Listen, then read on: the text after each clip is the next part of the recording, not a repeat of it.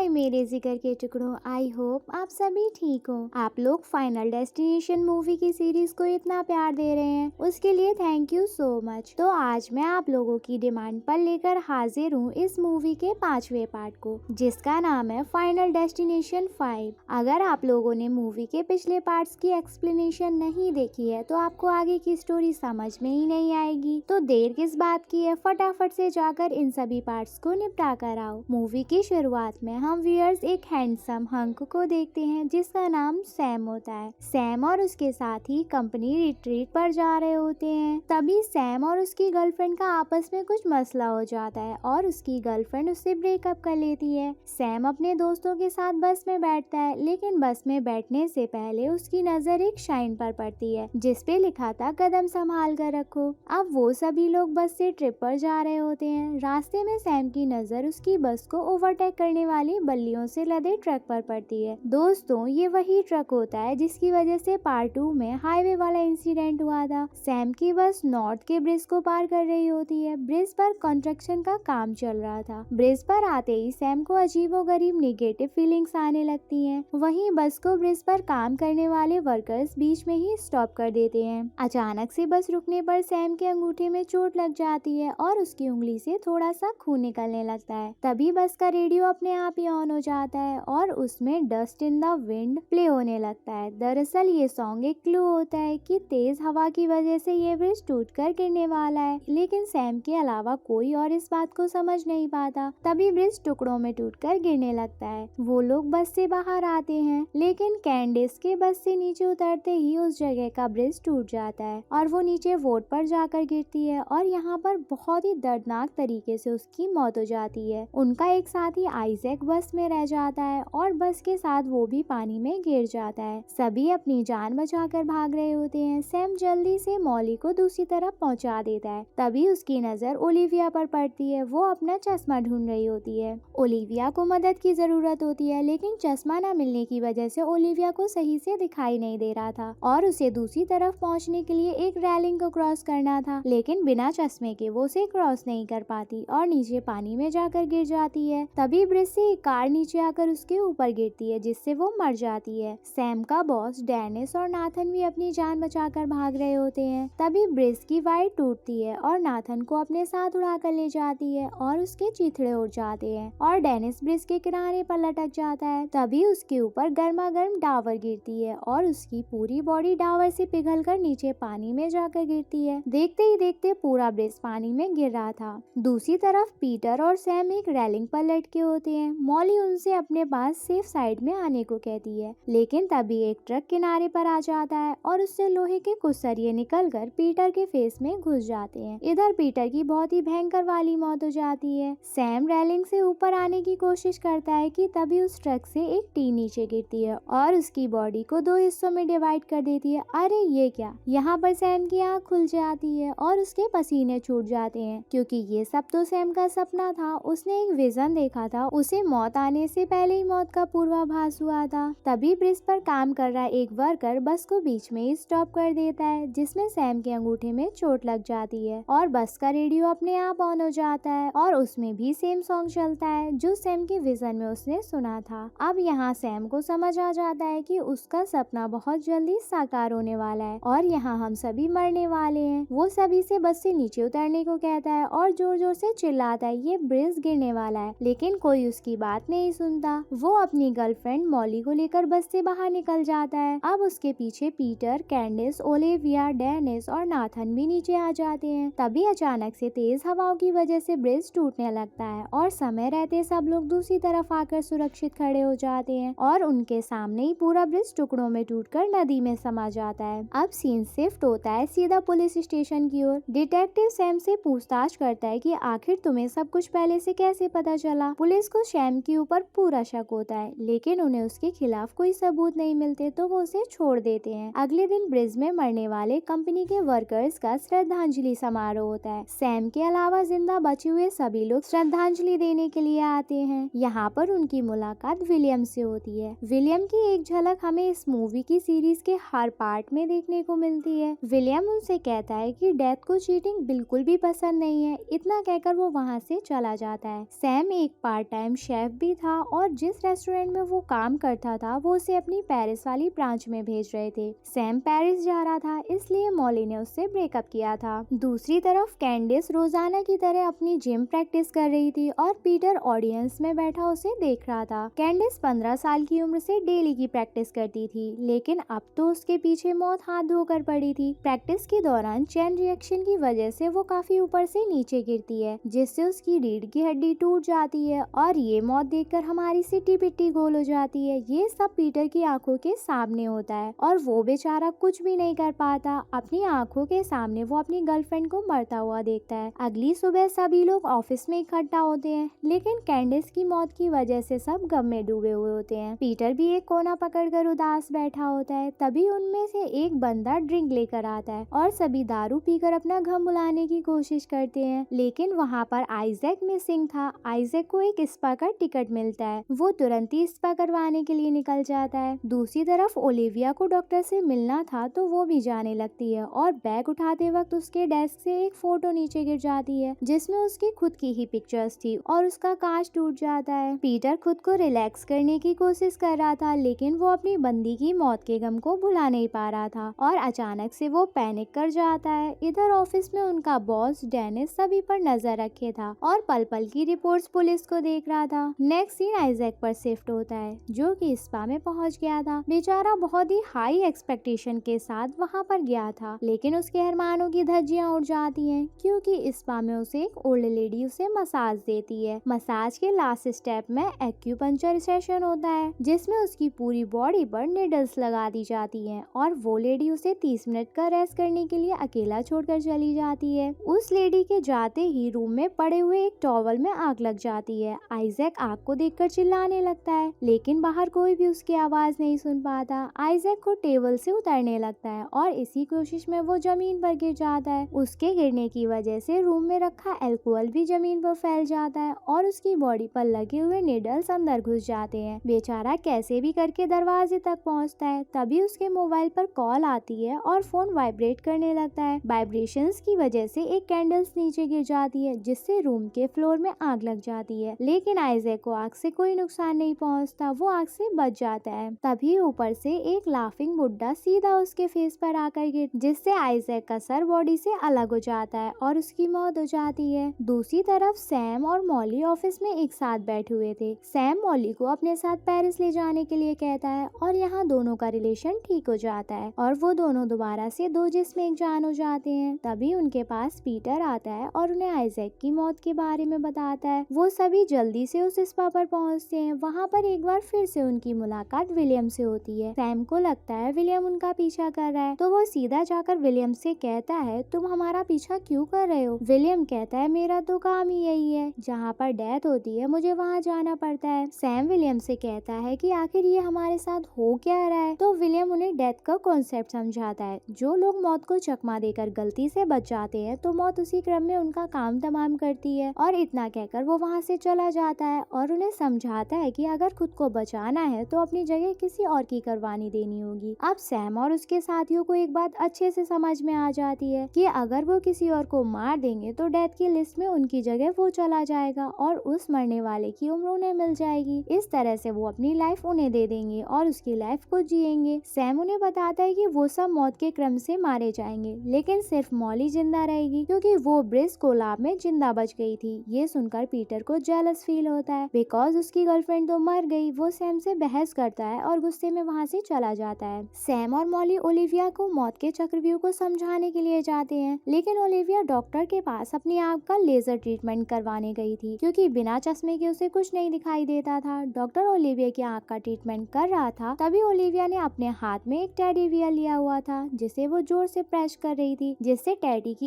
एक आंख निकलकर नीचे फ्लोर पर गिर जाती है। अब डॉक्टर देखता है कि उसके पास ओलिविया की इनकम्प्लीट फाइल है। वो उसे वैसे ही छोड़कर बाहर फाइल लेने चला जाता है और उसके जाते ही मशीन में शॉर्ट सर्किट हो जाता है, जिसकी वजह से उस लेजर की पावर बढ़ने लगती है। देखते ही देखते लेजर की पावर और ज्यादा बढ़ती जा रही थी। इधर घबराहट से ओलिविया की फटकर फब्बारा हो रही थी। वो उस लेजर मशीन को रिमोट से बंद करने की कोशिश करती है, लेकिन उसका हाथ लगने से रिमोट नीचे गिर जाता है और उसका स्टार्ट बटन ऑन हो जाता है। अब वो लेजर अपना काम शुरू कर देती है और सीधा ओलिविया की आंख जला देती है। एक आंख जलाने के बाद जब लेजर दूसरी आंख पर आता है तो ओलिविया अपने हाथ को लेजर के सामने करके अपनी दूसरी आंख को बचा लेती है, लेकिन उसका हाथ जल जाता है। इससे पहले कि वो लेजर उसे पूरी तरह से जला दे, वो किसी तरह से मशीन से बाहर निकल आती है। तब तक सैम और मॉली भी वहाँ पहुँच जाते हैं, लेकिन इससे पहले कि वो कुछ कर पाते, ओलिविया का पैर उस टेडी की आंख पर पड़ता है और वो सीधा विंडो से फिसलकर एक कार के ऊपर गिरकर मर जाती है और उसकी आंख बाहर निकलकर सड़क पर गिर जाती है। अब एक बार फिर से डिटेक्टिव सैम से पूछताछ करता है। तब सैम उसे डेथ का कॉन्सेप्ट बताता है, जिस पर उसे विश्वास नहीं होता। नेक्स्ट सीन में सैम और मॉली अपने घर पर एक साथ बैठे होते हैं। तभी सैम ब्रिज पर हुई मौतों का कैलकुलेशन करता है तो उसे मरने वालों के क्रम का पता चल जाता है और अब नेक्स्ट मौत किसकी होने वाली थी इसका उसे पता चल जाता है। तो मेरे जिक्र के टुकड़ों, अब मौत का अगला शिकार नाथन था। नाथन अपने काम पर होता है और वहाँ पर एक कोवर्कर से उसका झगड़ा हो जाता है। नाथन को पता चल चुका था कि उसके ऊपर एक हुक गिरने वाला है, जिसकी वजह से वो मारा जाएगा। अब उसके दिमाग की बत्ती जलती है और उसे डेथ के क्रम से खुद को बचाने वाली बात याद आती है और वो उस वर्कर को उस हुक के नीचे धकेल देता है, जिससे वो वर्कर मारा जाता है और किसी को उस पर शक भी नहीं होता, बिकॉज वो मौत एक एक्सीडेंटल लग रही थी। अब अगले सीन में हम देखते हैं पीटर अपने बॉस डेनिस की डेथ को रियलिटी का कॉन्सेप्ट समझा देता है। डेनिस उसकी बातों पर यकीन नहीं करता और वो डिटेक्टिव को कॉल करके पीटर की सभी बातें बता देता है। सैम, मॉली और पीटर नाथन के पास जाते हैं, जो कि अभी भी डेथ वाली जगह पर ही था। पीटर नाथन से पूछता है कि क्या सच में ये एक एक्सीडेंट था या फिर तुमने उसे मारा है, जिससे तुम खुद को मौत के चक्रव्यूह से बाहर निकाल सको। तब नाथन सच बोल देता है कि शायद गलती से मुझसे ही उस वर्कर की मौत हो गई। मॉली सैम से पूछती है नाथन तो बच गया, अब अगला नंबर किसका है। तभी उनका बॉस डेनिस वहाँ पर आ जाता है। डेनिस के वहाँ आते ही एक रिंच हवा में उड़ता हुआ आता है और उसकी आंखों के बीचों बीच में घुस जाता है और यहाँ पर डेनिस मारा जाता है। सैम और उसके दोस्तों को समझ आ जाता है कि उनका आइडिया बिल्कुल सही है। अगर मौत को चकमा देने के लिए हम किसी और को निपटा दे तो हम खुद को बचा सकते हैं। नेक्स्ट सीन में सैम मॉली को अपने रेस्टोरेंट पर डिनर के लिए ले जाता है। रेस्टोरेंट के बाहर से डिटेक्टिव उन दोनों पर नजर रख रहा होता है, क्योंकि उसे सैम पर शक था। सैम और मॉली डिनर के बाद एक दूसरे को किस कर रहे होते हैं। तभी वहाँ पर कबाब में हड्डी पीटर आ जाता है और दोनों को किस करता देख उनकी जलकर राख हो जाती है। वो गुस्से में बहुत ही अजीबोगरीब बातें करने लगता है। उसे पता था कि अब मौत की लिस्ट में अगला नंबर उसका ही था। वो भी नाथन की तरह खुद की जान बचाना चाहता था, लेकिन उसे कोई शिकार नहीं मिल रहा था। अब पीटर के दिमाग में एक खुराफाती आइडिया आता है। उसे सैम की कही हुई बात याद आती है कि हम सब में सिर्फ मॉली जिंदा बचेगी। तो पीटर को लगता है कि अगर कैंडिस मर गई है तो मॉली को भी जिंदा नहीं बचना चाहिए। पीटर अपने साथ एक गन लेकर आया था, जिससे वो मॉली को शूट करने वाला था, लेकिन सैम उससे फाइट करके मॉली को बचा लेता है। गोली की आवाज सुनकर बाहर खड़ा डिटेक्टिव पुलिस को बैकअप के लिए बुलाकर रेस्टोरेंट के अंदर आ जाता है। सैम और मॉली पीटर से बचकर रसोई में जाकर छिप जाते हैं। पीटर सैम के साथ फाइट करता है और उसे बेहोश कर देता है और मॉली को ढूंढने लगता है। पीटर सैम को इसलिए नहीं मारता क्योंकि सैम तो वैसे भी जिंदा बचने वाला नहीं था, क्योंकि वो तो मौत के चक्रव्यूह में फंसा था और उसका काम तमाम होना तय था। मॉली कोने में एक जगह पर छिपी होती है। तभी डिटेक्टिव उसके पास पहुंच जाता है, लेकिन पीटर बिना टाइम वेस्ट किए डिटेक्टिव को गोली मार देता है। मॉली पीटर से कहती है कि तुमने एक जान ले ली है, यानी कि तुम अब सेफ हो। पीटर कहता है तुम डिटेक्टिव की मौत की इकलौती गवाह हो और मैं इतनी मुश्किल से मिली सेफ लाइफ को यूं ही बर्बाद नहीं करना चाहता, और वो मॉली को मारने के लिए आगे बढ़ता है। इससे पहले कि पीटर मॉली को गोली मार पाता, सैम पीछे से आकर पीटर को मार डालता है। अब यहाँ हम व्यूअर्स ये बात समझनी है कि पीटर ने डिटेक्टिव को मार दिया था, तो पीटर के पास डिटेक्टिव की लाइफ थी और यहाँ सैम ने पीटर को मार डाला, तो अब डिटेक्टिव की लाइफ सैम के पास आ गई और सैम डेथ की लिस्ट में सेफली बाहर हो गया था। मतलब कि यहाँ खेल ये है कि अगर खुद को जिंदा रखना है तो किसी और को टपका डालो। चलिए वापस मूवी पर आते हैं। अब सीन शिफ्ट होता है 2 वीक लेटर पर। सैम और मॉली अपनी खुशहाल जिंदगी को एक साथ बिताने पेरिस जा रहे थे। सैम और मॉली पेरिस की फ्लाइट में बैठ जाते हैं। तभी सैम नोटिस करता है कि फ्लाइट में 2 पैसेंजर लड़ रहे होते हैं और वो दोनों पैसेंजर एलेक्स और कार्टर थे। दोस्तों, अगर आपने इस मूवी के फर्स्ट पार्ट को देखा होगा तो आप समझ गए होंगे कि एलेक्स और कार्टर कौन थे, और अगर आपने फर्स्ट पार्ट नहीं देखा है तो मैं आपको बता दूं कि एलेक्स और कार्टर फर्स्ट पार्ट के सर्वाइवर थे। मेरे जिगर के छल्लो, यहाँ मूवी हमें गोल गोल घुमा रही है। यहाँ हम व्यूअर्स के सामने इस मूवी सीरीज का सबसे बड़ा सस्पेंस खुलता है कि इस पार्ट की कहानी पहले पार्ट से भी पहले की है, क्योंकि सैम और मॉली जिस फ्लाइट में जा रहे थे उनका नाम था फ्लाइट 180, जो कि पहले पार्ट में क्रैश हुई थी। चलिए वापस स्टोरी पर आते हैं। सैम ईयरफोन लगाकर सॉन्ग सुन रहा था, तभी अचानक से उसके ईयरफोन में वही सॉन्ग प्ले होता है जो ब्रिज कोलाफ के टाइम बस में प्ले हुआ था। अचानक सीट पर हाथ लगने से सैम के अंगूठे पर चोट लग जाती है और खून निकलने लगता है। अब सैम को समझ आ जाता है कि वो दोनों मरने वाले हैं। तभी फ्लाइट में ब्लास्ट होता है और सैम और मॉली दोनों मारे जाते हैं। अब यहाँ हम व्यूअर्स का दिमाग ये सोचकर पंचर हो गया होगा कि अगर उस वर्कर की जान लेकर नाथन जिंदा बच सकता है तो फिर पीटर की जान लेकर सैम क्यों नहीं। तो दोस्तों बात ये है कि सैम को डिटेक्टिव की लाइफ मिली थी और उस डिटेक्टिव की लाइफ सिर्फ इतने दिनों तक की ही थी। अगर पीटर उसे ना मारता फिर भी उस डिटेक्टिव को 2 हफ्ते बाद मरना ही था। सीन में हम नाथन को देखते हैं जो कि उस वर्कर के मेमोरियल पर था जिसकी जान उसने ही ली थी। तभी वहाँ पर उसे पता चलता है कि उस वर्कर को ब्रेन ट्यूमर था और अगर वो वर्कर उस दिन ना मरता तो वैसे भी उसके कुछ दिन बाद मर ही जाना था। जब तक नाथन को समझ पाता तब तक फ्लाइट 180 का लैंडिंग गियर छत से टूट जाता है और सीधा नीचे आकर नाथन को कुचल देता है, जिससे कि नाथन की भी मौत हो जाती है। और मौत की सुपर डुपर हिट तरकीब के साथ ये मूवी यहीं पर समाप्त हो जाती है। मेरे जिगर के टुकड़ों, अगर आपको मूवी पसंद आई है और आप आगे की स्टोरी भी जानना चाहते हैं तो हमें कमेंट में पार्ट लिख दीजिएगा। मैं जल्दी ही आप सभी के लिए इस सीरीज का आखिरी पार्ट भी लेकर हाजिर हो जाऊंगी। तब तक के लिए टाटा बाय बाय, ख्याल रखना। और आप कहाँ चले, चैनल सब्सक्राइब करो जल्दी से। I love you family.